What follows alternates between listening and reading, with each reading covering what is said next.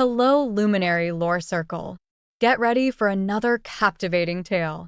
I showed up to the party with a 4-pack of Doom Bar Amber Ale, a 4-pack of Stella, and a bottle of Shiraz. That should have been enough for almost everything. I wasn't invited, but my best friend Brian was going to come with his longtime girlfriend Claire, so he asked me to go with him. He actually called me and asked if I could come to the party and watch Claire. He was having problems at work and was going to be late. He didn't like leaving her alone with all the office Lotharios. I was lonely at that moment. It was a birthday party for a girl from Claire's office. She worked as a secretary for a local solicitor, one of the few, so it was assumed there would be 1 or 2 single girls there. Oh, and it was cheaper to go to a blowout party than a pub on a Saturday night. The front door was open, so I walked in and, leaving my drinks in the kitchen, which was full of men and beer, headed out to find Claire. I saw her talking to a guy in the corner of the living room. I saw him shrug and walk away. When I approached her, she smiled at me and said, "I'm glad you're here. Brian's going to be a little late. Some broken down van or something." I told her I knew about it since he had asked me to keep her company. She touched my arm. "Thanks for that. They keep trying to get me to talk. Could you get me a drink, please? I don't want to go into the kitchen. It's like entering a lion's den." Brian worked as a transportation manager for a local delivery firm and called me saying he would be late because he was going to either fix the van or reload the load into another one so the driver could finish the delivery. He's coming over as soon as he can, so could I look after Claire until he gets here? He was a little nervous about her being alone. It was a party for a girl she knew from work, so it shouldn't be a problem. She'd be able to find someone to talk to. I figured he was a little paranoid, but whatever, he's my buddy.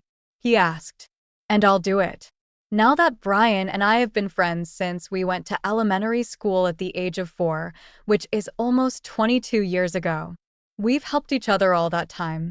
He helped me through my first heartbreak when I saw my then girlfriend Sharon making out with Charlie. He said we weren't exclusive, and it was actually Charlie's 7th birthday party.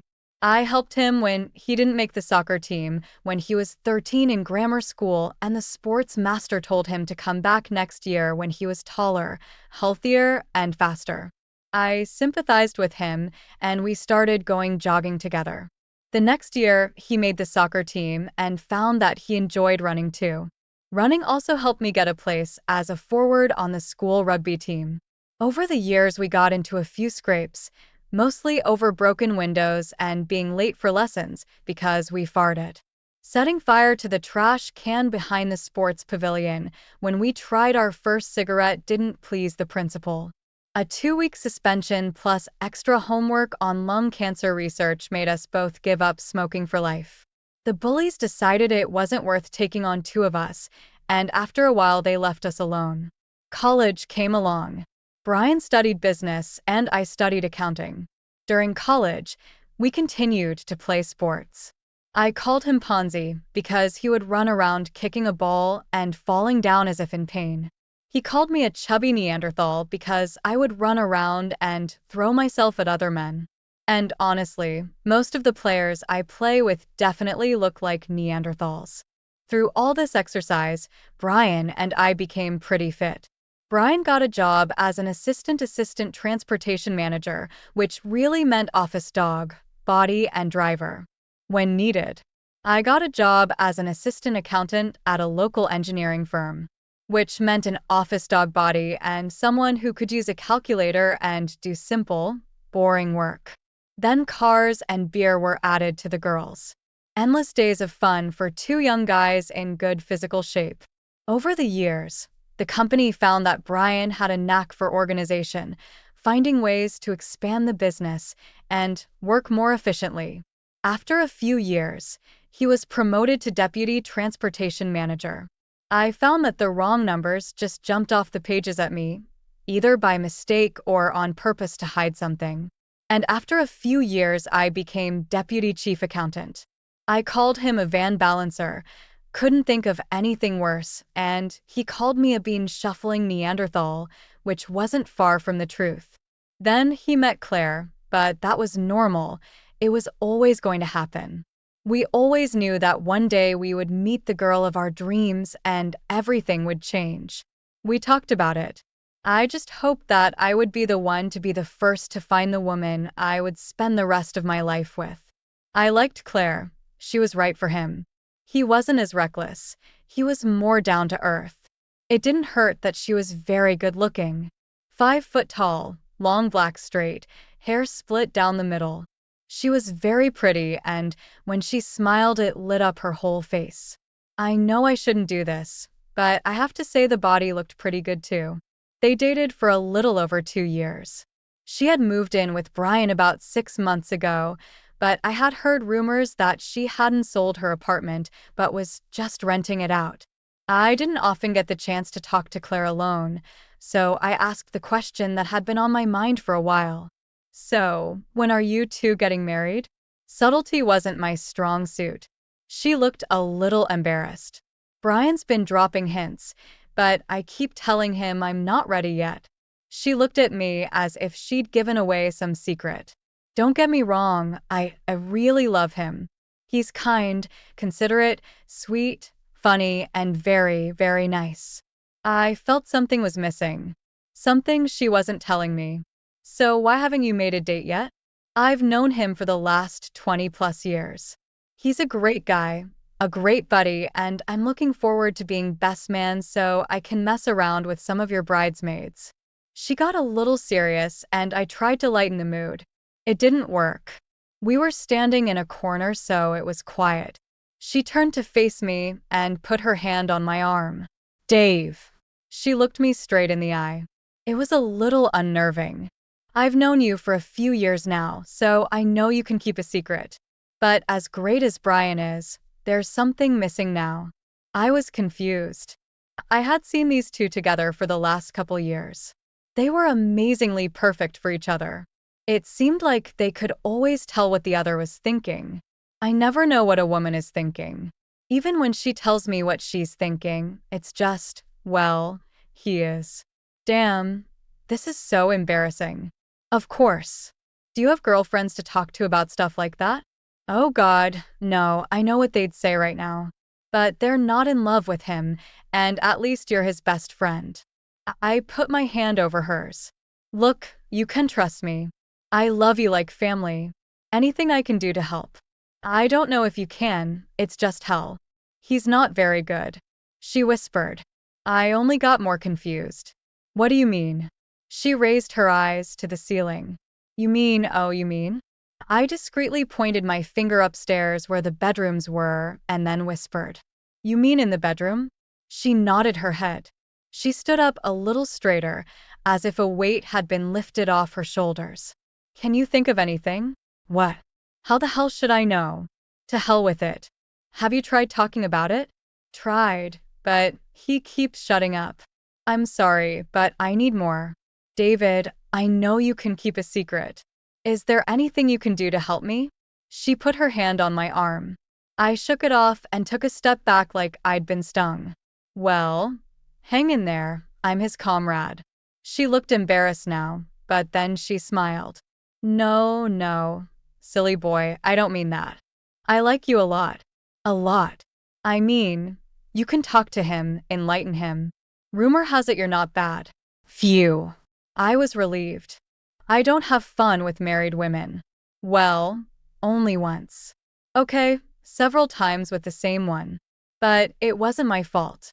She hadn't told me she was married, and she wasn't wearing any rings. And I certainly don't sleep with my buddy's girlfriend. I don't know. I've never been asked that before. It's awkward, but what's the big deal, really? There were tears in her eyes. I love him, but I need more of him, if you know what I mean. That's so unrealistic. I need more beer, and you probably need more wine. I'm not enough for 2 cocktails. I just needed time to think. I sent Brian a quick text to see how long he was going to be and got a reply that he was on his way to their apartment to change because he was dirty. He'd be there in about 20 minutes, maybe less. That gave us 10 minutes to chat and 5 minutes for Claire to come to her senses. I went back and handed her the drink. She drank half of it in one go. She told me that she got a text from Brian that he would be in 15 minutes or so. I told her we've got 10 minutes, so it might be a bit rough. He's winding you up, isn't he? Yes, but only about half the time, and it's over within 510 minutes. No long, slow, leisurely screws about that. I sensed she was about to say something else, but held back. I had too much information in my head as it was. She touched my arm lightly. If you could get him to talk about it, that would be a start. Okay, I'll go get him a beer for when he gets here, and you go fix your makeup, and I promise you I'll think about it. I realized why she couldn't talk to her girlfriends. They just say dump him and find someone else, but she loves him. Okay, thanks. She looked at me, put her hand on my shoulder, and kissed my cheek. You're like the big sister I can chat with that I never had. I spread my hands up and down her body, towering over her by at least 3 inches. Big sister? Okay, the big brother I can chat with, but never had. I'm going to have to start calling you Big Brother. She left to go to the bathroom to fix her makeup. I went and got a few bottles of beer, 2 for Brian since he was standing behind us, and he would probably need a beer. He got there before Claire got back from the restroom. On his way through the kitchen, he grabbed 2 mugs of beer. He took one for me so we couldn't shake hands. They were full of beer. I had to fake a manly hug with beer in hand. At this point, Claire reappeared, and I tried to hold on to the 4 beers while he hugged her and kissed her. He apologized for being late and thanked me for taking care of his girlfriend. He invited me out for a beer on Monday after rugby practice to make amends for leaving her to her own devices. I told him it was no problem, I liked her. All for a friend, but since he was buying beer, I was fine with it, and then he said he would have been later, but when they were halfway through moving the load from one van to the other, the mechanic managed to get the first van started. So instead of putting everything back, he split the delivery notices in half and sent 2 drivers. They could make up the time and possibly finish the job sooner. Now he was here, and I was to walk around town and try to find available girls. I chatted with a few girls, managed to dance with a few, and even got a few kisses. I exchanged a few phone numbers promising that I would call them, but my heart wasn't in it. It was about 11:30 when Brian and Claire came and found me to tell me they were going home. Brian was leaving for a course on Tuesday, so they had things to do. Brian grinned his stupid grin and winked at me. Oh boy.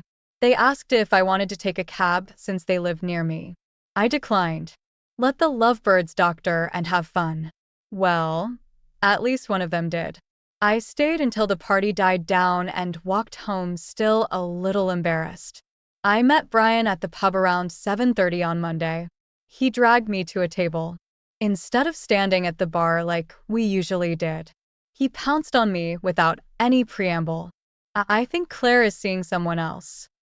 Why do you think that? Well, she wants to have more fun and try other things. I thought we were doing okay. We do it 2 or 3 times a week, but she wants more. Sorry, buddy, I don't see the problem with that. I don't know. I can't see what the big deal is. I told him the story of Kathy, a married woman who used me as a boy toy. Oh, I wasn't complaining about being used as a boy toy. My complaint was that she told me she was divorced, but she wasn't. He was in the Navy and away a lot.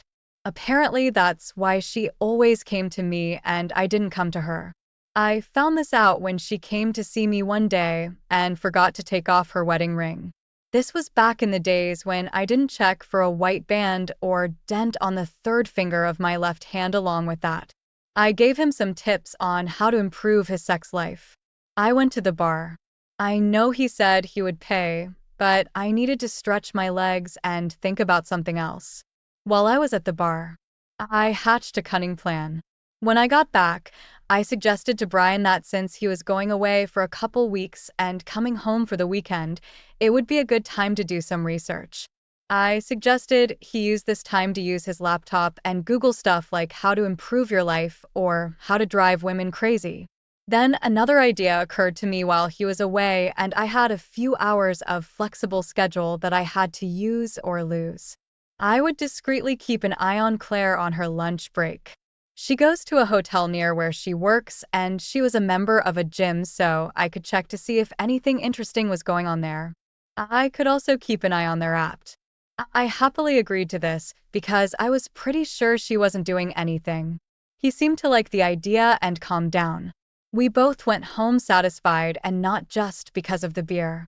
He had a plan to improve her life, and then she would probably marry him. And I gave him peace of mind. I gave my two best friends hope. I did what I had promised Brian. I went to the hotel on Tuesday lunchtime, found a quiet corner, saw Claire arrive, and headed to the pool, and went straight to the gym on Wednesday. Thursday was different, and it alarmed me.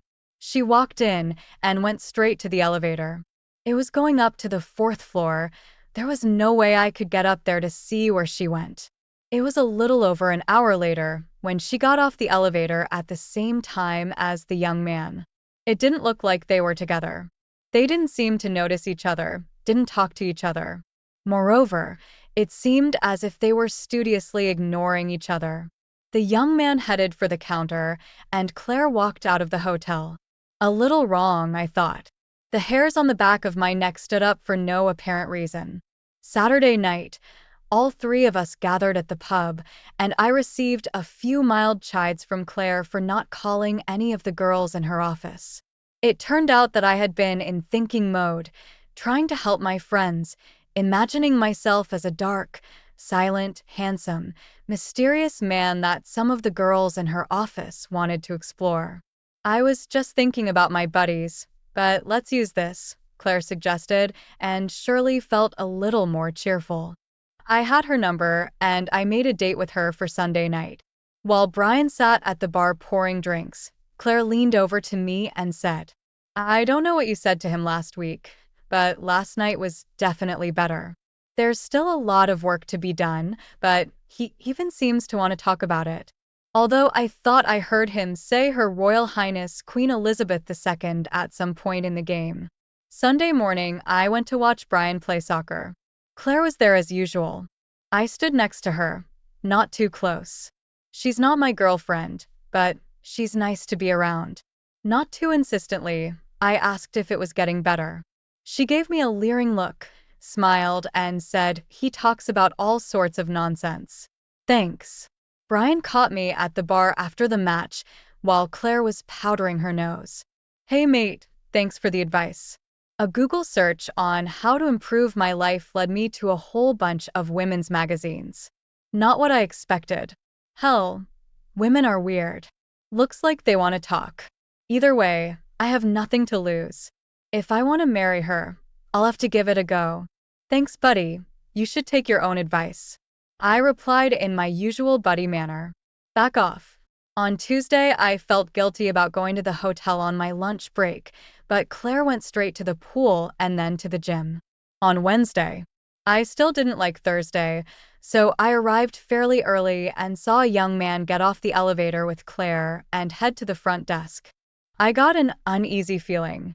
I entered the elevator with him. We went up to the third floor.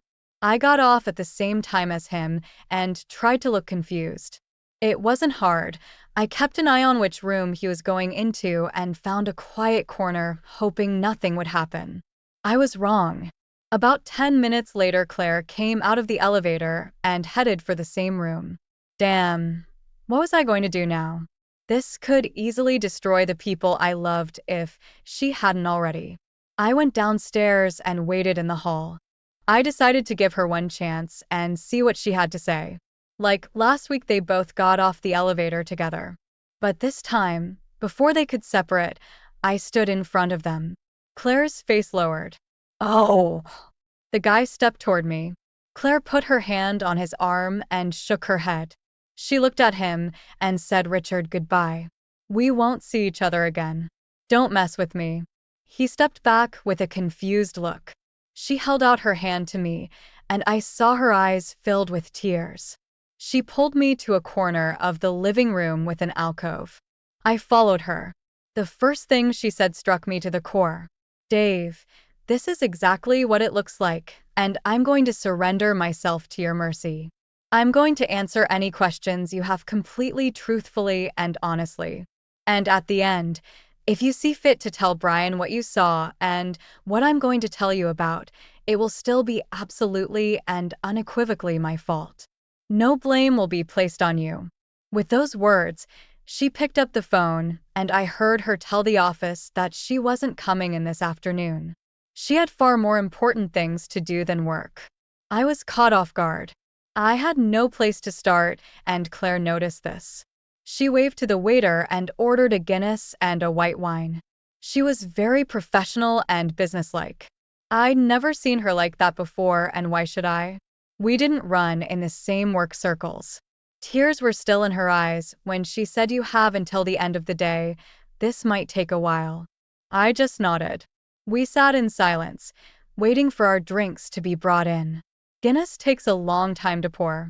She sat patiently and quietly, but tears were already running down her cheeks, which she occasionally wiped away with a handkerchief. I sipped from my Guinness. I think I drank half a pint at a time. She waved for the waiter to bring another, looking at me with sad eyes. She said after our conversation at the party, "You've probably already guessed what this is about. Do you want me to tell the story, or do you just want to ask questions?" I didn't understand a damn thing. I put on a confidence I didn't feel and said, "You tell the story, and I'll ask questions as I go along." She wiped away her tears again. Like I said at the party that night, I need more than Brian can give me, and he didn't want to talk about it. I didn't see a way out. Richard just feels like he's filling that hole. Hell, that's not what I meant, filling that need. You might find this hard to believe. Many men do, but I can separate the entertainment from the love making. Sometimes I want to be cuddled, made love to, and then I wake up in the arms of a man who loves me. And sometimes I just want good entertainment. Ça vie. You're going to get hurt. Brian can't give me a second one yet. He was damn close to it on Saturday. Richard is just doing the second part. I saw no way out but to stay with Brian and get the dose of entertainment I needed. And before you ask, I don't work with him. He was someone I met at a lawyer's meeting across town. He's married and has no plans to leave his wife, and I'm just a side piece for him. We see each other once or twice a month when I have a need, rarely 2 weeks in a row, but he's checked the box.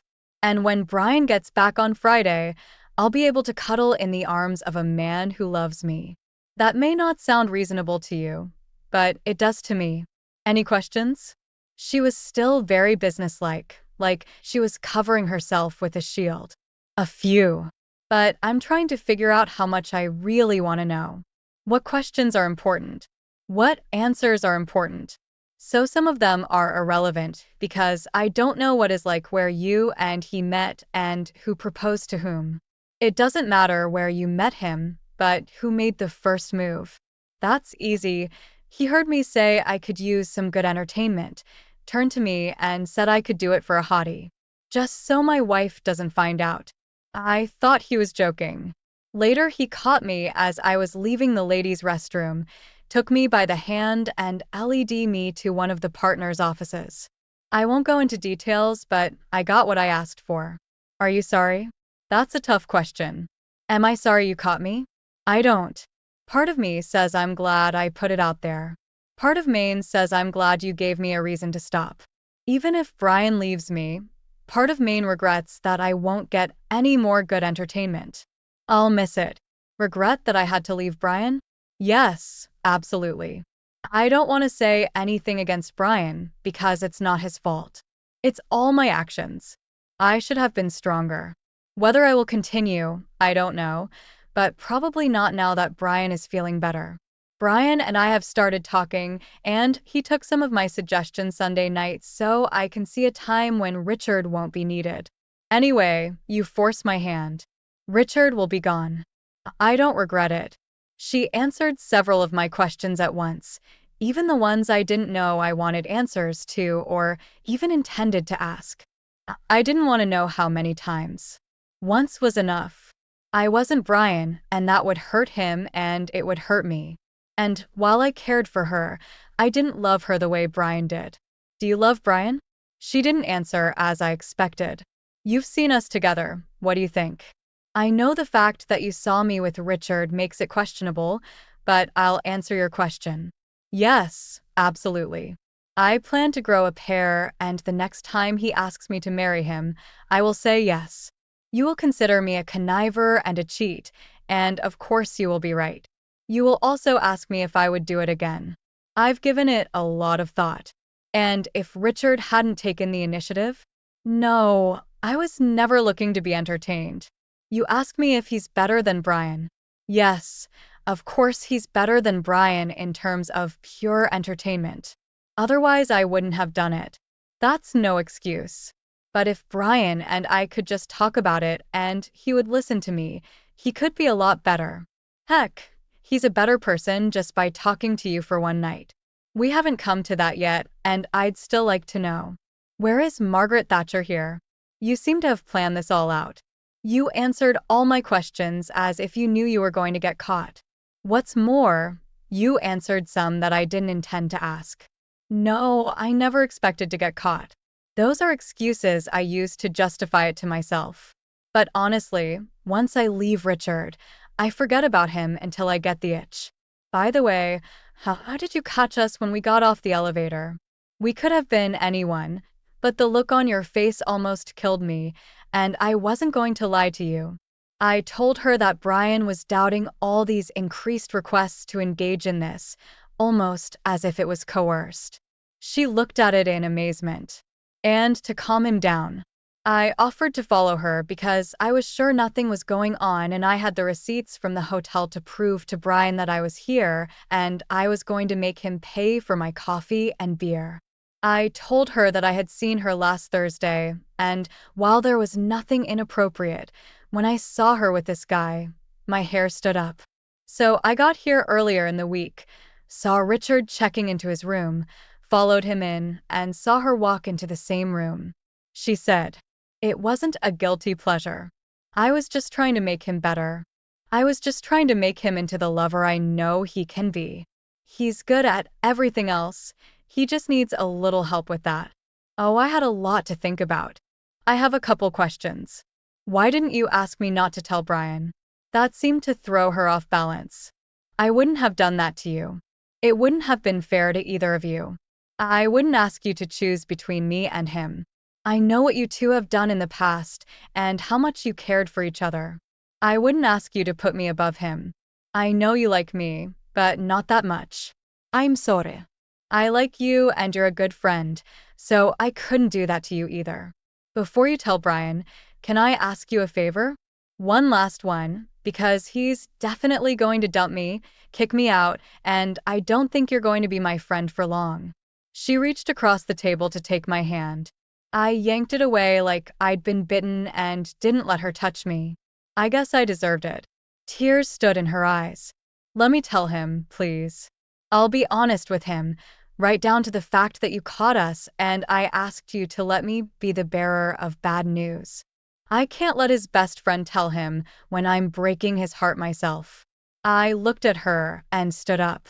I want to scream and yell at you and call you every name under the sun. I need to think. If I make a mistake, I'm going to ruin a whole bunch of friendships. Mine and Brian's, yours and Brian's. Mine and yours, and a whole bunch more. I paused. Until an hour ago, I treasured our friendship. With those words, I left, leaving even a near pint of Guinness on the table. More important than a good beer, or even a Guinness. Damn, damn, damn, damn, blasting damn again. What the hell to do now? The first task is to protect Brian. But how and from what? From his inadequacy, her cheating, his heartache. I didn't sleep that night, but I didn't drink too much beer either. Solutions didn't come through the alcoholic haze, but by morning I had a plan. I knew Brian wouldn't be home until 5 o'clock that evening, but I know how these courses can go, especially on a Friday.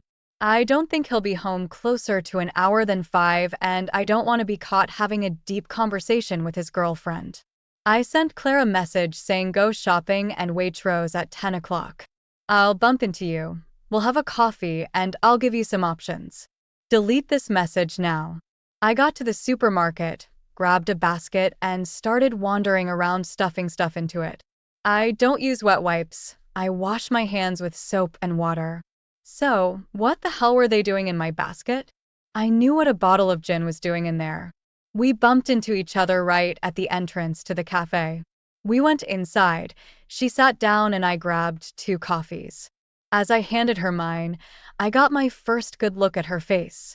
I had seen my face in the mirror and looked rough and knew how I felt, but she looked much worse and must have felt it too. This time my balls grew, and I started looking her straight in the eye in a voice I didn't quite recognize as my own. I began. Part of me hates you, and part of me loves you like a sister. I didn't sleep last night. As a man, I understand what you're getting at if you want to share the fun and the love, because I did.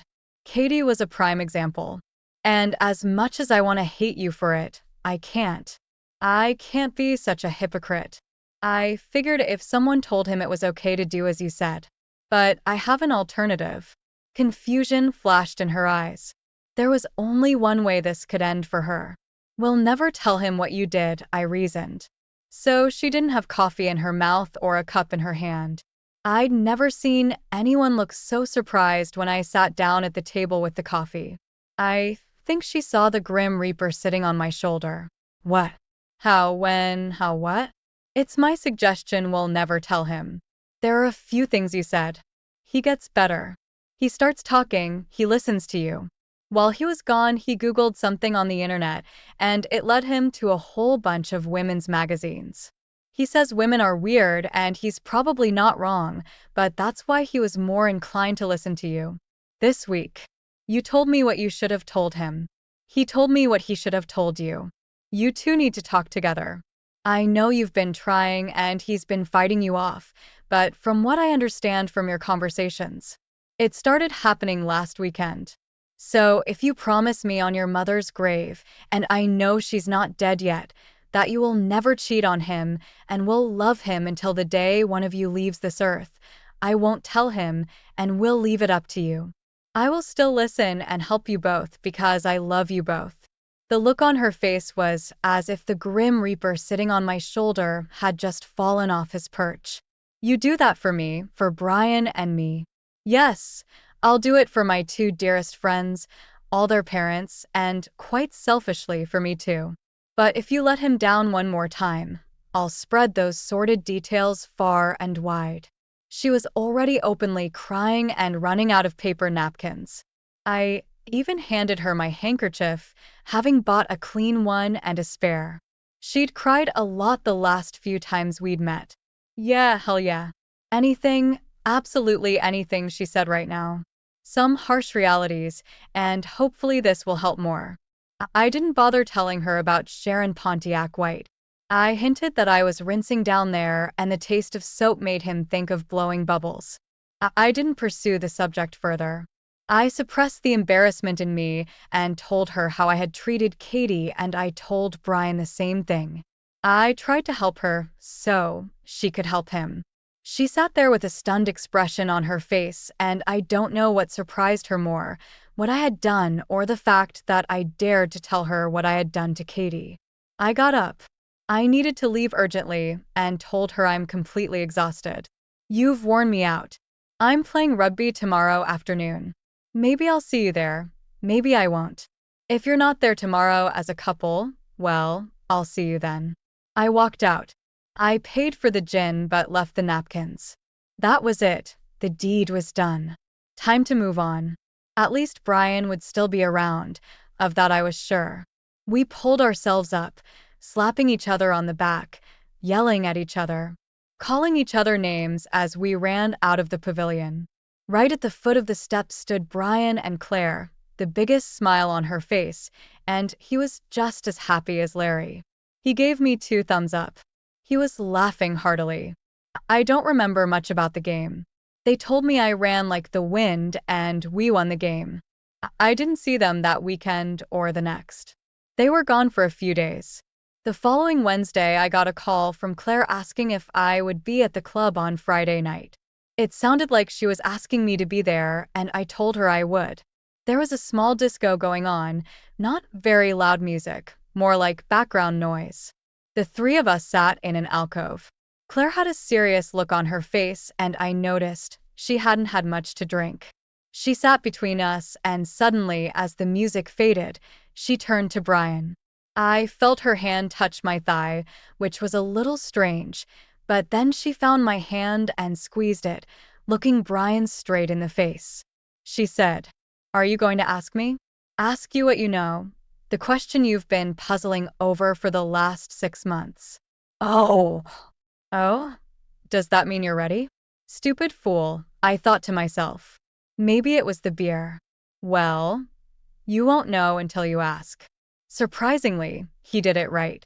Shuffling over to the edge of the pew, he got down on one knee and said, "Claire Wolstenholme, will you do me the great honor of becoming my wife?"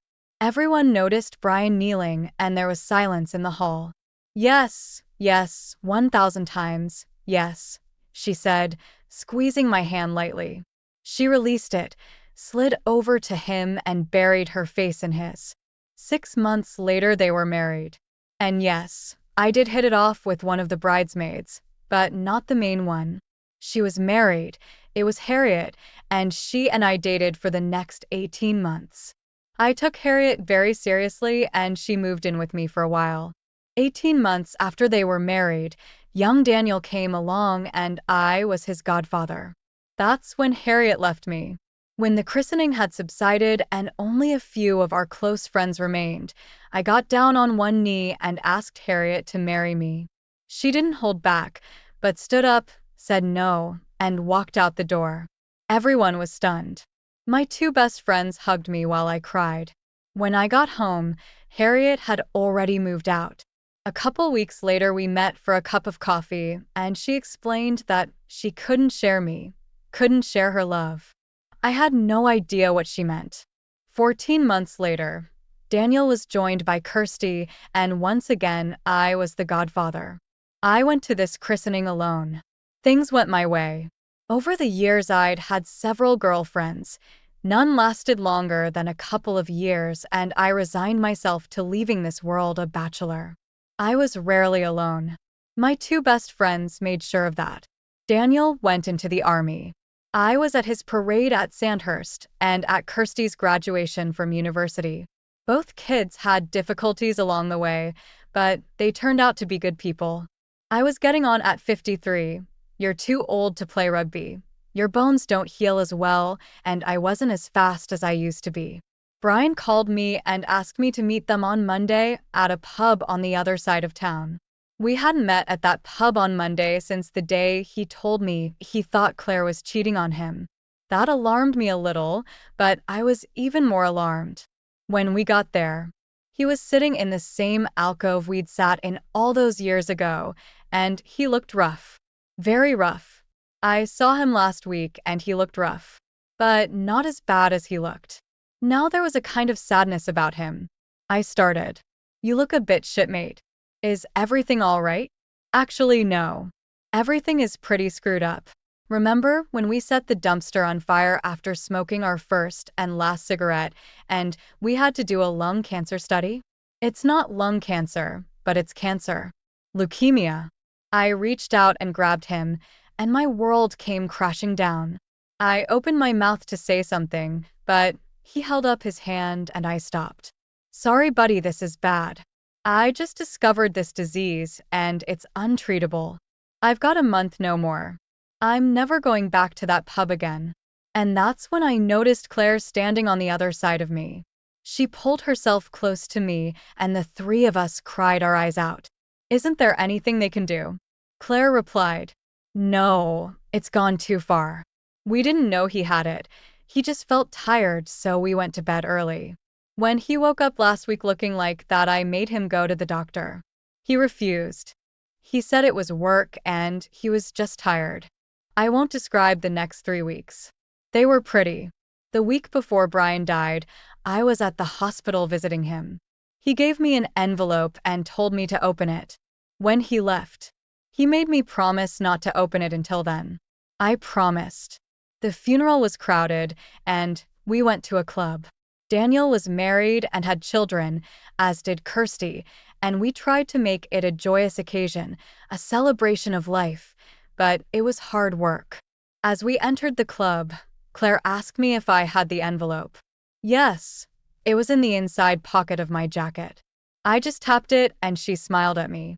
I forgot about it until I got home, and then I wasn't in the mood and left it in my jacket. I didn't know how my relationship with Claire would play out. We met for a cup of coffee during the week.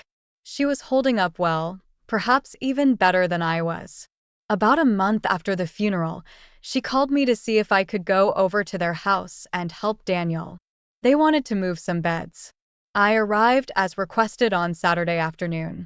Daniel needed help to remove an old bed from his bedroom because he was taking it to his house, then to take the double bed from Brian and Claire's room and put it in his old room. Claire had a new bed. I couldn't always understand the logic with which Claire approached the situation, but what she wanted she got. The new bed arrived just as we finished moving the others, and Donald and I assembled it after the sweaty work.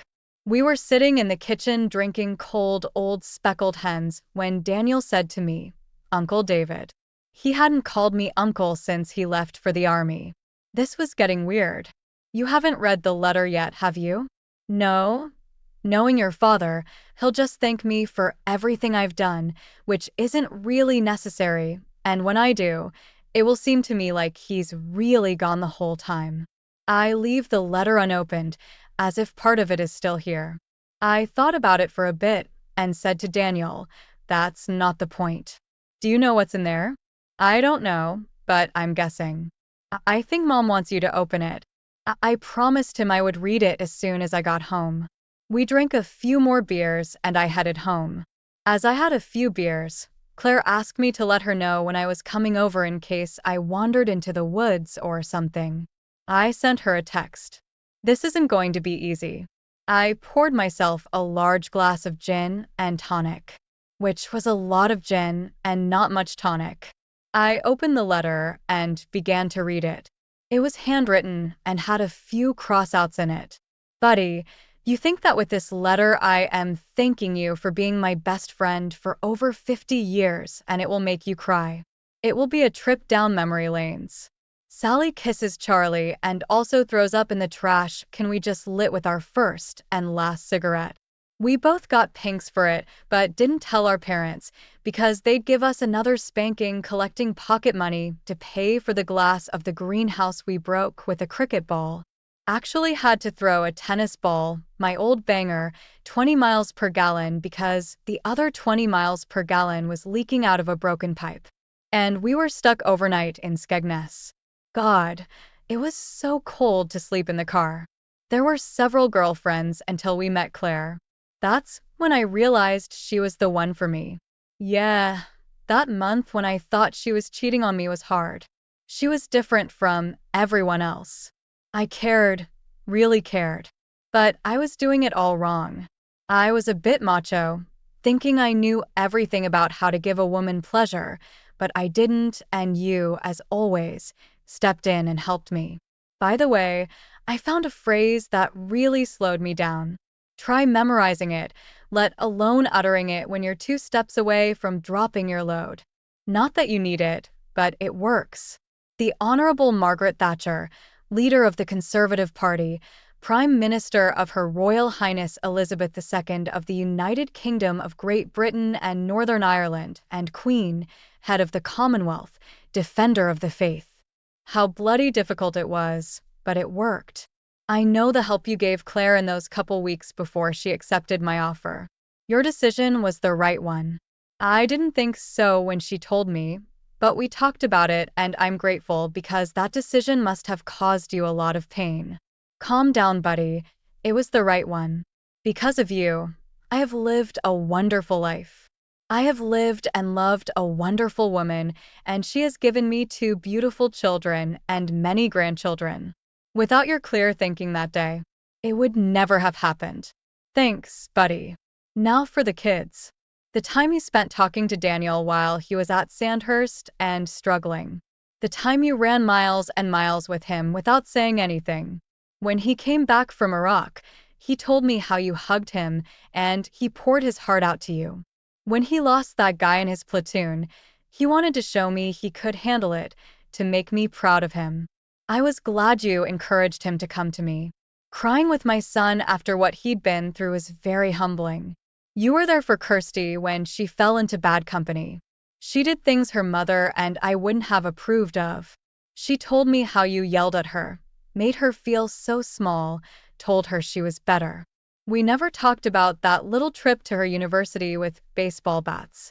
I remember looking at the flames of the fire we made out of clothes and baseball bats and you holding me. And thank you for being there for me and not letting that jerk blind me. This is Claire's first account of that little escapade. I hope we helped you, especially when Harriet dumped you. We saw how much it hurt, but when she did and how she did it and what she said to you, it made us think and we looked at things differently. Claire. And I think that's the reason you're lonely too. This is the hardest thing for you, not me, because A, I'm not here anymore. B, Claire and I realized this a long time ago. In fact, you're probably the only one who doesn't see it. You love Claire because you love me as a mate. You've pushed it away, you've buried it. Harriet saw it, and so did many other girls. That's why they didn't stay. They loved you, but they couldn't share you. This may come as a surprise to you, but she always really liked you.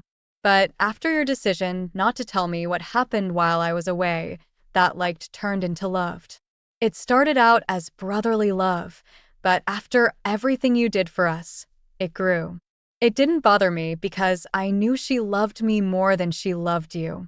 And anyway, I love you too. So now I'd like to ask you for a couple more favors. 1. Look after my wife as much as you can. She is very, very dear to me and I know you will do a brilliant job at it. 2. Do not marry her for 1 year and 1 day after my funeral. It's not for me. I'm not here. I'm only in your heart. But my parents might not take it very well. Oh, I think Danny and Kirsty would be over the moon if you asked her one more thing. She's a warm, wonderful woman. So please don't wait a year and a day to cement your love. You have my full blessing. Okay, buddy, that's it for now. I'm tired, and by the way, Claire is sitting next to me as I write this. She helps me when I'm having a hard time writing. So, buddy, I will ask you to continue to take care of my family as you have done for the last 30 plus years. Goodbye and thank you from the bottom of my heart. Your best friend in the world, Brian. The letter was soaked in my tears. I couldn't think. I finished my gin and tonic and almost choked. Suddenly I felt a hand on my shoulder and almost jumped out of my skin. I turned around and there was Claire. She was crying. I really should have locked the damn back door. But it didn't matter though. She had a key to my house anyway. Brian and I were right. Do you love me? I don't know. Had I been hiding it all this time to protect Brian? I really don't know. I pulled her back at arm's length and she tilted her head slightly to one side and smiled, her face lighting up. I think you're still trying to hide it, she said. Let me make it easy for you. Since that day at Waitrose, I've fallen more and more in love with you, and it's grown into love. Don't get me wrong, I love Brian a lot more, but who could not love a man for all that you've done for us? I didn't mind being second best. She took my hand and led me towards the stairs, looking at me and saying I think it's time. It was a weird party between Christmas and New Year's Eve and almost everyone was there. My parents, Brian and Claire's parents, Daniel and Kirsty and their tribes.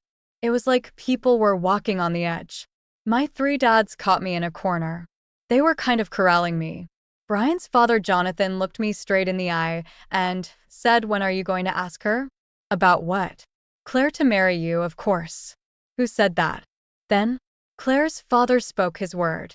Well, It's obvious to everyone but you. Daniel and Kirsty can't wait. You've been part of their family for so long that this will be the final stage. You're not replacing their dad. You're an added bonus. It's almost like they have two dads. I gave in, Jonathan. Brian wrote me a letter before he died. Told me things I didn't know about myself, and yes, I will ask her, but he asked me to wait a year and a day because he didn't want to upset you. He wasn't sure how you would take it. It was my father's turn. We watched you grow up and saw the messes you both got into. And if some of the rumors are true, you've done some things recently.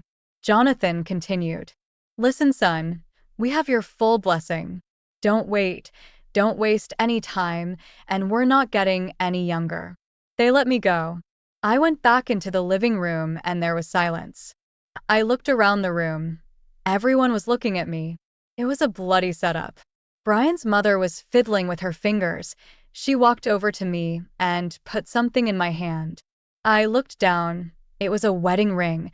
I'll only lend it to you until you buy yourself a normal one. I was about to walk over to Claire when suddenly she was beside me. I got down on one knee and mouthed the words. She held out her hand to me, and as I slipped the ring on her finger, the room erupted in joyous screams. Not very romantic. I kissed her and whispered in her ear. This is all a setup. How much of this did you know? All of it. Who do you think set it up? I love you. We were married 6 weeks later. I told Daniel and Kirsty to never call me daddy, never call me uncle. They never called me daddy, but to annoy me, they sometimes called me uncle with a smile on their face. After all these years, I realized that yes, I did love her. But strangely enough, it was from that day when she was brutally frank with me in the hotel lobby. Her willingness to look at things dispassionately, yet take absolutely all the blame and try to protect Brian and I in our relationship as buddies. The end. If you enjoyed this story, please like, share, and subscribe for more captivating Reddit tales.